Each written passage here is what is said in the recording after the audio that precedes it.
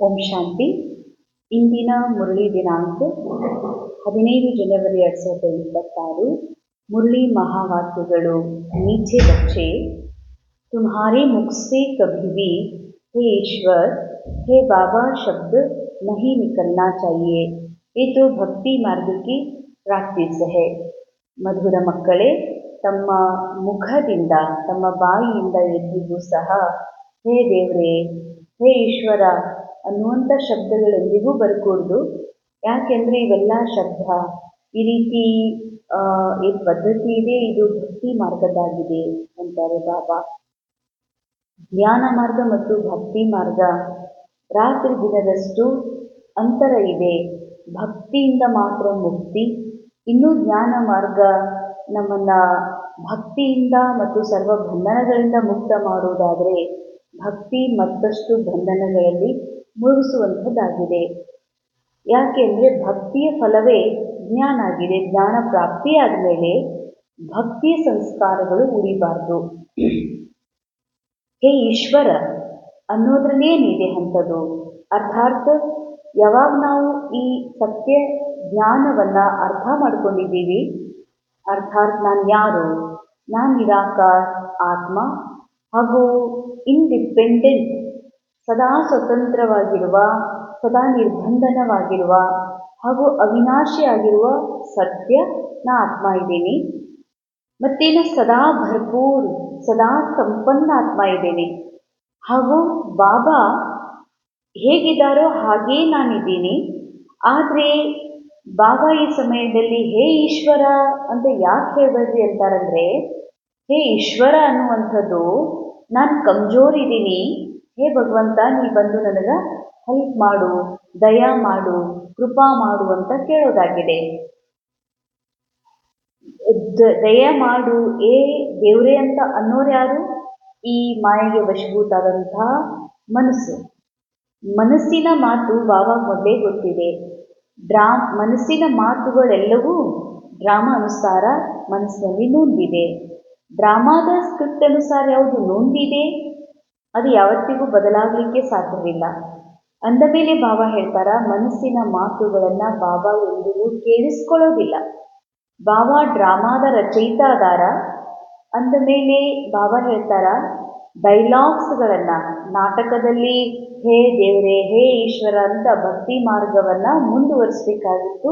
ಅವಾಗ ಬಳಸಿದಂಥ ಶಬ್ದಗಳನ್ನು ಸಂಪೂರ್ಣತೆಯ ಅನುಭವ ಮಾಡ್ತಾ ಇರುವಂಥ ತಾವು, ಬಾಪ್ ಸಮಾನ ಸ್ಥಿತಿಯನ್ನು ತಲುಪಿರುವಂಥ ತಾವು ಮಕ್ಕಳು, ಹೇ ದೇವರೇ ದಯಾ ತೋರು, ಕರುಣೆಯನ್ನು ನನ್ನ ಮೇಲೆ ಮಾಡು, ನನಗೆ ಸಹಾಯ ಮಾಡು, ನನ್ನ ಒಂದು ಕಷ್ಟವನ್ನು ಹರಣೆ ಮಾಡು ಅಂತ ಕೇಳ್ಕೊಳ್ಳೋದು ಅಂತಂದರೆ ಇದು ಅಜ್ಞಾನ ಅಂತಾರೆ ಬಾಬಾ. ಯಾಕೆಂದರೆ ಆತ್ಮನಿಗೆ ಕಷ್ಟವೂ ಇಲ್ಲ, ದುಃಖವೂ ಇಲ್ಲ, ಚಿಂತೆಯೂ ಇಲ್ಲ. ಚಿಂತೆ ಕಷ್ಟ ಈ ರೋಲಿಗಿದೆ, ಈ ಪಾತ್ರಕ್ಕಿದೆ. ಈ ಪಾತ್ರ ಡ್ರಾಮಾ ಅನುಸಾರ ನೂಂತಿದೆ. ಅಂದ ಮೇಲೆ ಜ್ಞಾನಿ ಆದ ಮೇಲೂ ಕೂಡ ಈ ಭಕ್ತಿಯ ಶಬ್ದಗಳ ಬಳಕೆಯನ್ನು ಮಕ್ಕಳು ಮಾಡಿಕೊಡುದು ಅಂತಾರೆ ಬಾಬಾ. ಮತ್ತೆ ಭಕ್ತಿಯ ಬಂಧನದಲ್ಲಿ ಸಿಲುಕಬೇಡ್ರಿ. ಯಾಕಂದರೆ ಭಕ್ತಿ ಇವತ್ತು ಭಕ್ತಿಯ ಪ್ರಾಕ್ಟೀಸ್ ಆಗಿದೆ ಅಂತಾರೆ ಬಾಬಾ. ಪ್ರಶ್ನೆ, तुम बच्चे सफ़ेद ड्रेस पसंद क्यों करते हो? ये किस बात का प्रतीक है? ತಾವು ಮಕ್ಕಳು ಬಿಳಿಯ ವಸ್ತ್ರವನ್ನು ಯಾಕೆ ಪಸಂದ್ ಮಾಡ್ತೀರಿ? ಇದು ಯಾವುದರ ಸಂಕೇತವಾಗಿವೆ? उत्तर, अभी तुम इस पुरानी दुनिया से जीते जी मर चुके हो, इसलिए तुम्हें सफ़ेद ड्रेस पसंद है. ಬಾಬಾ ಹೇಳ್ತಾರೆ, ಈಗ ತಾವು ಮಕ್ಕಳು ಈ ಹಳೆಯ ಜಗತ್ತಿನೊಂದಿಗೆ ಸತ್ತೇ ಹೋಗಿದ್ದೀರಿ ಅಂತಾರೆ ಬಾಬಾ. ಸಾಯೋದು ಅರ್ಥಾತ್ ಯಾವುದು ರೋಲ್ನ ಮನಸ್ಸಿನಲ್ಲಿ ಹಳೆಯ ದೇಹಬಾನದ ಏನೆಲ್ಲ ಈ ಶರೀರದ ಈ ಪಾತ್ರದ ಸ್ಟೋರಿ ಇದೆ, ಆ ಸ್ಟೋರಿಯಲ್ಲಿ ತುಂಬಿರುವಂತಹ ದೇಹಬಾನದ ಅನುಭವಗಳು, ದೇಹಬಾನದ ಸ್ಮೃತಿಗಳು ಹಾಗೂ ದೇಹಬಾನದ ಅನೇಕ ಫೀಲಿಂಗ್ಸ್ ಇವೇನದವ, ಇವೆಲ್ಲವುಗಳನ್ನು ಬಾಬಾ ಅರ್ಪಣೆ ಮಾಡಿದ ಮೇಲೆ ಉಳಿಯೋದು ಕೇವಲ ನಾನು ನಿರಾಕಾರ ಶುದ್ಧ ಆತ್ಮ. ಅದಕ್ಕಾಗಿ ಹೇಳ್ತಾರೆ ಬಾಬಾ, ಈ ಜಗತ್ತಿನಿಂದ ನೀವು ಸತ್ಯ ಹೋಗಿದ್ದೀರಿ ಅಂದರೆ ನಾನು ಅನ್ನುವಂಥ ಒಂದು ಏನು ದೇಹವಾನದ ನಾ ಅನ್ನೋದಿತ್ತು ಅದು ಸತ್ತೋಗಿದೆ. ಅದು ಸತ್ತೋದ್ಮೇಲೆ ಶುದ್ಧ ನೇಮ್ ನಾ ಆತ್ಮ ಅನ್ನೋದು ಮಾತ್ರ ಉಳಿದಿದೆ. ಅಂದ್ಮೇಲೆ ಬಾಬಾ ಹೇಳ್ತಾರೆ, ಯಾವಾಗಲೂ ಲೌಕಿಕದಲ್ಲಿ ಶರೀರ ಬಿಟ್ಟಂತಹ ಅಂದರೆ ಆತ್ಮ ಹೊರಟು ಹೋದ ಶರೀರಕ್ಕೆ ಬಿಳಿಯ ಸಮವಸ್ತ್ರದಿಂದ ಶೃಂಗಾರ ಮಾಡ್ತಾರೆ. ಹಾಗೆ ನೀವು ಬಿಳಿ ವಸ್ತ್ರ ಹಾಕೊಳ್ಳೋದು ಅಂತಂದ್ರ ಇದು ಯಾವುದರ ಸೂಚಕ ಅಂತಂದ್ರೆ ನಾನು ನನ್ನ ಜಗತ್ತು, ನಾನು ಸ್ತ್ರೀ ಇದ್ದೀನಿ, ಪುರುಷ ಇದ್ದೀನಿ, ಕುಮಾರ್ ಇದ್ದೀನಿ, ಕುಮಾರಿ ಇದ್ದೀನಿ, ಈ ಎಲ್ಲ ಭಾನಗಳಿಂದ ಪರ್ಯಾದ ಒಂದು ಅವಸ್ಥೆ ಅಂತ ಹೇಳ್ತಾರೆ ಬಾಬಾ. ಈ ಸಫೇದ್ ಡ್ರೆಸ್ ಮೌತ್ ಕೋ ಸಿದ್ಧ ಕರ್ತಾ ಹೇ. ನಾವು ಸತ್ತಿದ್ದೀವಿ ಅಂದ್ರೆ ನಾ ಅನ್ನುವಂಥ ಮನಸ್ಸು ಸತ್ತು ಹೋಗಿದೆ ಅನ್ನೋದನ್ನ ಸಿದ್ಧ ಮಾಡ್ತದೆ. जब कोई मरता है तो उस पर भी सफेद कपड़ा डालते हैं, तुम बच्चे भी अभी मर्जीवा बने हो. ಯಾರಾದರೂ ದೇಹ ತ್ಯಾಗ ಮಾಡಿದಾಗ ಅವ್ರ ಮೇಲೆ ಬಿಳಿಯ ವಸ್ತ್ರಗಳನ್ನ ಹೊದಿಸಲಾಗ್ತದೆ ಅವ್ರ ಮೇಲೆ. ಹಾಗೆ ತಾವು ಕೂಡ ಮರ್ಜೀವ ಆಗಿದ್ದೀರಿ. ಹಳೆಯ ಜಗತ್ತಿನ ಸರ್ವ ನೆನಪುಗಳಿಂದ ತಾವು ಸತ್ಯ ಹೋಗಿದ್ದೀರತ್ತಂದ ಮೇಲೆ ಅದಕ್ಕಾಗಿಯೇ ತಾವು ಬಿಳಿಯ ಸಮವಸ್ತ್ರವನ್ನ ಪಸಂದ್ ಮಾಡ್ತೀವಿ ಅಂತಾರೆ ಬಾಬಾ. ಧಾರಣೆಗಾಗಿ ಮುಖ್ಯ ಸಾರ ಮೊದಲನೇದು, भाई भाई की दृष्टि का अभ्यास करते हुए लौकिक बंधनों से तोड़ निभाना है. भाई भाई ಸಹೋದರ ಸಹೋದರ ದೃಷ್ಟಿ ಅಭ್ಯಾಸ ಮಾಡ್ತಾ, ಸಹೋದರ ಸಹೋದರ ಅಂದರೆ ಇಬ್ಬರು ಸ್ತ್ರೀಯರದಾರ, ಇಬ್ಬರು ಹೆಣ್ಣು ಮಕ್ಕಳದಾರ, ಅವರು ಒಬ್ರಿಗೊಬ್ರು ನಾವು ಇಬ್ಬರು ಅಣ್ಣವರು ಅಂತ ತಿಳ್ಕೊಳ್ಳೋನು ಅಂತ ಅಭ್ಯಾಸ ಮಾಡೋನು. ಈ ಅಣ್ಣವರಲ್ಲ, ಶರೀರದ ಅಣ್ಣವರು ಅಕ್ಕೋರು, ಲಿಂಗದ ಮಾತು ಹೇಳ್ತಿಲ್ಲ ಬಾಬಾ. ಭಾಯಿ ಅರ್ಥಾತ್ ನಿರಾಕಾರ ಆತ್ಮ, ನಿರಾಕಾರ ಆತ್ಮ, ಇವರು ಎಲ್ಲರೂ ನಿರಾಕಾರ ಆತ್ಮ ಅನ್ನುವಂಥ ಅಭ್ಯಾಸದ ಮೂಲಕ ಎಲ್ಲ ಲೌಕಿಕ ಬಂಧನಗಳಿಂದ ಮುಕ್ತಾಗ್ರಿ. ಯಾಕಂದ್ರೆ ಈ ಮನಸ್ಸು ತಿಳ್ಕೊಂಡಿದೆ, ಇವರು ನಮ್ಮ ಚಿಕ್ಕಮ್ಮ, ಇವರು ನಮ್ಮ ದೊಡ್ಡಮ್ಮ, ಇವರು ನನ್ನ ಅಕ್ಕನ ಮಗಳು, ಅಥವಾ ಇವ್ರು ನಮ್ಮ ತಮ್ಮನ ಮಗ ಅದಾರ, ಅಥವಾ ಇವ್ರು ನನ್ನ ಭಾಳ ಕಾಸು ಅದಾರ, ನಮ್ಮ ಸಂಬಂಧಿ ಅದಾರ, ಇವ್ರು ನನ್ನ ಮಗಳದಾರ ಅನ್ನುವಂಥದ್ದು ಏನಿದೆಯಲ್ಲ, ಇದು ಯಾಕಿದೆ ಅಂತಂದರೆ ನಾನು ದೇಹ ಅಂತ ತಿಳ್ಕೊಂಡಿದ್ದೀನಿ, ದೇಹಧಾರಿಗಳೊಳಗೆ ನಾನು ಸಂಬಂಧವನ್ನು ಅನುಭವ ಮಾಡ್ತೇನೆ. ಬಾಬಾ ಹೇಳ್ತಾರೆ ಭಲೆ ತೋಡು ನಿಭಾನಿಕಿಲಿ ಅಂತಾರೆ ಬಾಬಾ. ಸಂಬಂಧದ ಜವಾಬ್ದಾರಿಯನ್ನು ನಿಭಾಯಿಸಲಿಕ್ಕೆ ಶಬ್ದದಿಂದ ಭಲೆ ಅಣ್ಣ, ಅಕ್ಕ, ಚಿಕ್ಕಮ್ಮ, ಪತ್ನಿಗೆ ಪತ್ನಿ ಏನ ಅನ್ರಿ, ಆದರೆ ಒಳಗಡೆ ಅಭ್ಯಾಸ ಇರಲಿ ಇವೊಂದು ಆತ್ಮ ಅದಾರ. ಮದರ್ ರೋಲ್ ಸತ್ಯ ಅಲ್ಲ, ಮದರ್ ಒಂದು ರೋಲ್ ಅಷ್ಟೇ, ಸ್ವಲ್ಪ ಸಮಯಕ್ಕಾಗಿ. ಆದರೆ ಮದರ್ ರೋಲ್ ಒಂದಿಲ್ಲ ಒಂದು ದಿನ ಸಮಾಪ್ತಾಗಿ ಹೋಗುವಂಥದ್ದು. ಅಂದಮೇಲೆ ಬಾಬಾ ಹೇಳ್ತಾರೆ ಯಾವ ಸಂಬಂಧ ಶಾಶ್ವತ ಅಲ್ಲ, ಶಾಶ್ವತವಲ್ಲದ ಸಂಬಂಧಗಳ ಜೊತೆಗೆ ನಿನ್ನ ಬುದ್ಧಿ ಯೋಗವನ್ನು ಜೋಡಿಸೋದ್ರಿಂದ ನಿನಗೂ ಕೂಡ ನಾನು ಅಶಾಶ್ವತ ಅನ್ನುವಂತಹ ಬಂಧನದೊಳಗೆ ಸಿಕ್ಕಾಕೋಬೇಕಾಗ್ತದ. ಅದಕ್ಕಾಗಿ ಬಾಬಾ ಹೇಳ್ತಾರೆ ದೃಷ್ಟಿಯಲ್ಲಿ ಇವ್ರ ಆತ್ಮ ಅದು ಪ್ಯೂರ್ ಶಾಂತ್ ಸ್ವರೂಪಾತ್ಮ ಇದ್ದಾರೆ ಅನ್ನುವಂತಹ ಭಾಯಿ ಅಭ್ಯಾಸವನ್ನ ಮಾಡ್ರಿ. बड़ी युक्ति से चलना है, विकारी दृष्टि बिल्कुल नहीं जानी चाहिए. कयामत के समय ಸಂಪೂರ್ಣ ಪಾವನ್ ಬನ್ನ ಹೇ. ದೃಷ್ಟಿ ತಮಗೆಂದಿಗೂ ಕೂಡ ಕುದೃಷ್ಟಿ ಆಗಬಾರ್ದು. ಈ ಅಂತಿಮ ವಿನಾಶದ ಸಮಯದಲ್ಲಿ ತಮ್ಮನ್ನ ಅರ್ಥಾತ್ ಈ ಮನಸ್ಸನ್ನು ಸಂಪೂರ್ಣ ಪಾವನ ಮಾಡಬೇಕಾಗಿದೆ. सेकंड पॉइंट, बाबा से पूरा वर्षा लेने के लिए अच्छी ರೀತಿ ಪढ़ाई करनी है. ಬಾಬಾರವರಿಂದ ಪೂರ್ಣ ಆಸ್ತಿಯನ್ನು ಪಡಿಬೇಕು ಅಂದರೆ, ಪೂರ್ಣ ಆಸ್ತಿ ಅಂದರೆ ಪೂರ್ಣ ಆತ್ಮಿಕ ಅವಸ್ಥಾ.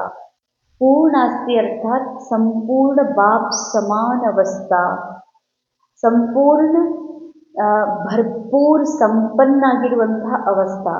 ಈ ಪೂರ್ಣ ಆಸ್ತಿ ಪಡೆಯೋದಕ್ಕಾಗಿ ಚೆನ್ನಾಗಿ ಈ ವಿದ್ಯೆಯನ್ನು ಓದ್ರಿ.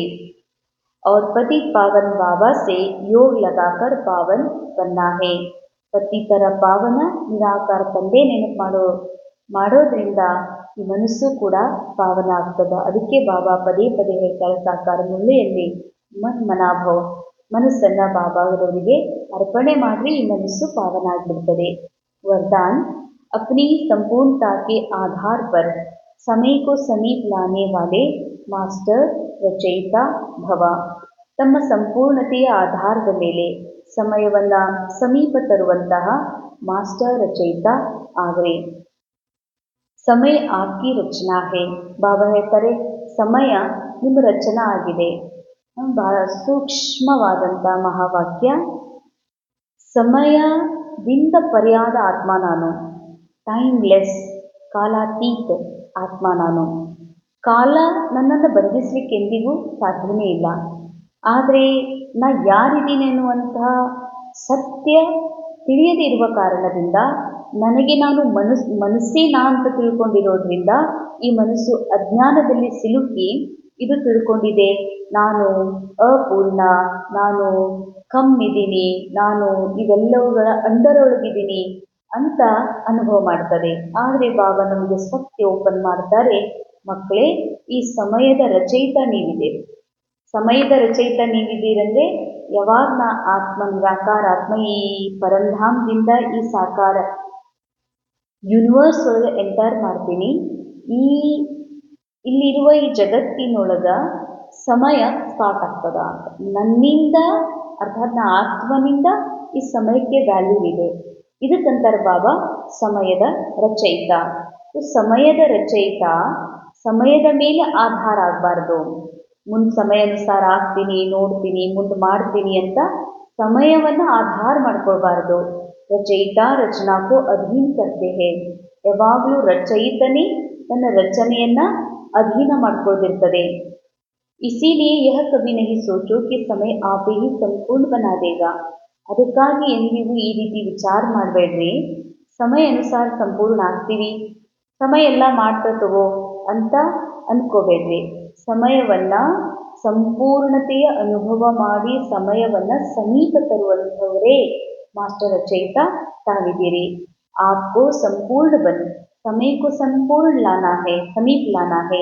ನೀವು ಮೊದಲು ಸಂಪೂರ್ಣ ಆಗ್ರಿ ಅರ್ಥಾತ್ ಈ ಮನಸ್ಸಿಗೆ ಹೇಳ್ತಾರೆ ಬಾಬಾ. ಆತ್ಮ ಏನಿದೆ ಸಂಪೂರ್ಣ ಇದೆ. ನಾ ಸಂಪೂರ್ಣ ಆತ್ಮ ಸಮಯವನ್ನು ಸಮೀಪ ತರಬೇಕಿದೆ. वैसे कोई भी विघ्न आता है तो समय प्रमाण जाएगा जरूर, लेकिन समय से पहले परिवर्तन शक्ति द्वारा उसे परिवर्तन कर दो. ಅಂಡರ್ಲೈನ್. ಯಾವ ಸಮಸ್ಯೆನೂ ಇಲ್ಲಿವರೆಗೆ ಉಳಿದಿಲ್ಲ. ಯಾಕಂದ್ರೆ 1 ಸೆಕೆಂಡ್ ನ ಮಿಲಿ ದೂಸರಿ ಸೆಕೆಂಡ್ ಸೆ. ಅಂದ್ರೆ ಈ ಡ್ರಾಮಾದೊಳಗ 5000 ವರ್ಷದ ಈ ಚಕ್ರದೊಳಗ ಸೆಕೆಂಡು ಕೂಡ ಒಂದಕ್ಕೊಂದು ಹೋಗೋದಿಲ್ಲ. ಅಂದಮೇಲೆ ಯಾವ ಘಟನೆ ಸೇಮ್ ರಿಪೀಟ್ ಆಗೋದಿಲ್ಲ, ಯಾವ ಘಟನೆಗಳು ಹಾಗೆ ಉಳಿಯೋದಿಲ್ಲ. ಅದು ಹೊರಟು ಹೋಗ್ತದೆ ಸಮಯ, ಸಮಸ್ಯೆ, ಪರಿಸ್ಥಿತಿ ಎಲ್ಲವೂ ಸಹ. ಆದರೆ ಸಮಯಕ್ಕಿಂತ ಮೊದಲೇ ಪರಿವರ್ತನೆ ಶಕ್ತಿಯಿಂದ ಪರಿವರ್ತನೆ ಮಾಡಿಕೊಡ್ರಿ. ಅಂದರೆ ಈ ಮಾಯಾ ಮನಸ್ಸು ಅವಾಗವಾಗ ಆರ್ಟಿಫಿಷಿಯಲ್ ಮುಖವಾಡವನ್ನು ಹಾಕ್ತಾ ಇರ್ತದ. ನಾನಂದ್ರೆ ಕಮ್ಜೋರ್, ನಾನಂದ್ರೆ ಸ್ತ್ರೀ, ನಾನಂದ್ರೆ ಕ್ರೋಧಿ, ನಾನಂದ್ರೆ ದುಃಖಿ, ನಾನು ಅಂದ್ರೆ ಬಂಧನದಲ್ಲಿರೋರಿ. ನಾವು ನಮ್ಮ ಕಡೆ ಬಂಧನ ಭಾಳ, ನನ್ನ ಸಂಸಾರದ ಬಂಧನ ಅದ ಅಂತ ಹಿಂಗೆ ಮಾಯಾ ಏನು ಮಾಡಿಸ್ಬಿಟ್ಟಿದೆ, ಮುಖವಾಡ ಹಾಕ್ಬಿಟ್ಟಿದೆ. ಅದಕ್ಕೆ ಬಾಬಾ ಅಂತಾರ ಇದನ್ನು ಸೆಕೆಂಡೊಳಗೆ ಪರಿವರ್ತನೆ ಮಾಡಿಕೊಡ್ರಿ. ನಾನು ಕಮ್ಜೋರ್ ಅಲ್ಲ, ನಾನು ದೇಹ ಅಲ್ಲ, ನಾನು ಅಂಜುಬುರುಕಲ್ಲ, ನಾನು ಧೈರ್ಯಶಾಲಿ, ನಿರಾಕಾರ ಆತ್ಮ ಇದ್ದೀನಿ, ನಾನು ನಿರ್ಭಯ ಇದ್ದೀನಿ ಅನ್ನುವಂಥದ್ದು ಸೆಕೆಂಡ್ ಒಳಗೆ ಪರಿವರ್ತನೆ ಮಾಡಿಕೊಡ್ರಿ. तो उसकी प्राप्ति आपको ही हो जाएगी. इधर प्राप्तिनೂ ಕೂಡ ನಿಮಗೇ ಆಗ್ತದೆ. समय के आधार पर परिवर्तन किया तो उसकी प्राप्ति आपको नहीं होगी. ಮುಂದೆ ಮಾಡ್ತೀನಿ ಅಂತ ಅಂದ್ಕೊಂಡ್ರಿ, ಸಮಯ ತಾನಾಗಿಯೇ ನಿಮ್ಮನ್ನು ಪರಿವರ್ತನೆ ಮಾಡಿ ಫೋರ್ಸ್ ಮಾಡಿತು ಅಂತಂದ್ರೆ ಇವ್ರದೆಲ್ಲ ಕ್ರೆಡಿಟ್ ಸಮಯಕ್ಕೆ ಹೋಗ್ತದೆ ಹೊರತಾಗಿ ತಮಗೆ ಸಿಗೋದಿಲ್ಲ ಎಲ್ಲ ಫಲ. ಸ್ಲೋಗನ್ कर्म और योग का बैलेंस रखने वाले ही सच्चे कर्म योगी है. ಅಂದರೆ ಕರ್ಮ ಮತ್ತು ಯೋಗ ಇವೆರಡು ರೋಲ್ನಲ್ಲಿದೆ. ಇವೆರಡರದ್ದು ರೋಲ್ನಲ್ಲಿ ಬ್ಯಾಲೆನ್ಸ್ ಇರಬೇಕು ಅಂತ ಹೇಳ್ತಾರೆ ಬಾಬಾ.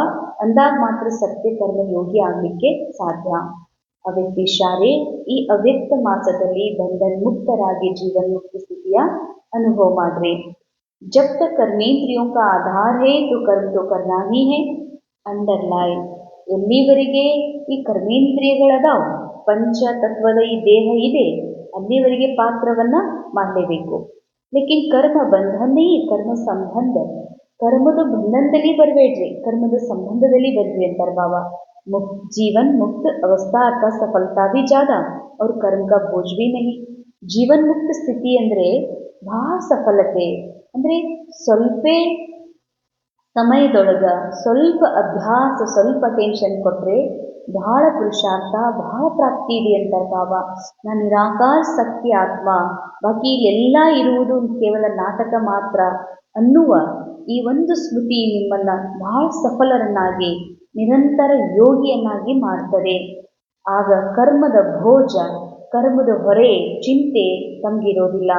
ಜೋ ಮುಕ್ತ ಹೇ ಓ ಸದಾ ಹಿ ಸಫಲತಾ ಮೂರ್ತ ಹೇ. ಯಾರು ಮುಕ್ತಿದಾರ ಅವರೇ ಸದಾ ಸಫಲತಾ ಮೂರ್ತಿದ್ದಾರೆ. जीवन मुक्त आत्मा सदा फलक से कहेगी कि विजय निश्चित है, सफलता जन्म से अधिकार है. ಯಾರು ಜೀವನ್ಮುಕ್ತ ಸ್ಥಿತಿಯ ಅನುಭವವನ್ನೇ ಈ ಸಮಯದಲ್ಲಿ ಮಾಡ್ತಾ ಇದ್ದಾರೋ ಅವರು ಬಹಳ ನಶೆಯಿಂದ ಹೇಳ್ತಾರೆ, ವಿಜಯ ನಿಶ್ಚಿತದ, ಗ್ಯಾರಂಟಿ ವಿಜಯ ನಮ್ಮದೇ ಇದೆ ಮತ್ತು ಸಫಲತೆ ನನ್ನ ಜನ್ಮಸಿದ್ಧ ಅಧಿಕಾರವಿದೆ ಎನ್ನುವಂತಹ ಅನುಭವ ಮಾಡ್ತಾರೆ. ಓಂ ಶಾಂತಿ. ಅನುಭವ ಮಾಡೋಣ. ನಾನು ನಿರಾಕಾರ, ಅತಿ ಶುದ್ಧ, ಶಕ್ತಿಶಾಲಿ ಆತ್ಮ. ನನ್ನ ಮೂಲ ನಿರಾಕಾರಿ ಪರಮಸತ್ಯವನ್ನು ಅನುಭವ ಮಾಡ್ತಾ ಕರ್ಮ ಮಾಡುತ್ತಿದ್ದರೂ ಕರ್ಮದಿಂದ ಪರ್ಯಾದ ಅನುಭವ. ಕರ್ಮ ನಾನು ಮಾಡುತ್ತಿಲ್ಲ, ಬೇರೆ ಯಾರೋ ಮಾಡಿಸುತ್ತಿದ್ದಾರೆ ಎನ್ನುವ ಹಗುರತಿ ಅನುಭವ. ಕರ್ಮ ಬಂಧನದಿಂದಲೂ ಸದಾ ಮುಕ್ತವಾಗಿರುವ ಅನುಭವವಾಗುತ್ತಿದೆ. ಯಾಕೆಂದರೆ ಈ ಮನಸ್ಸಿಗೆ ಸತ್ಯ ಅರಿವಾಗಿದೆ, ನಾನು ಕರ್ತಾನೂ ಅಲ್ಲ, ನಾನು ಭೋಕ್ತಾನೂ ಅಲ್ಲ, ನಾನು ನಿರಾಕಾರ ಆತ್ಮ, ಸತ್ಯ ಸುಂದರ ಆತ್ಮನಾಗಿದ್ದೇನೆ. ಸದಾ ಜೀವನದಲ್ಲಿ ಇರ್ತಾನೂ ಕೂಡ ಜೀವನದಿಂದ ಮುಕ್ತ ಅವಸ್ಥಾ ನನ್ನದಾಗಿದೆ. ಓಂ ಶಾಂತಿ.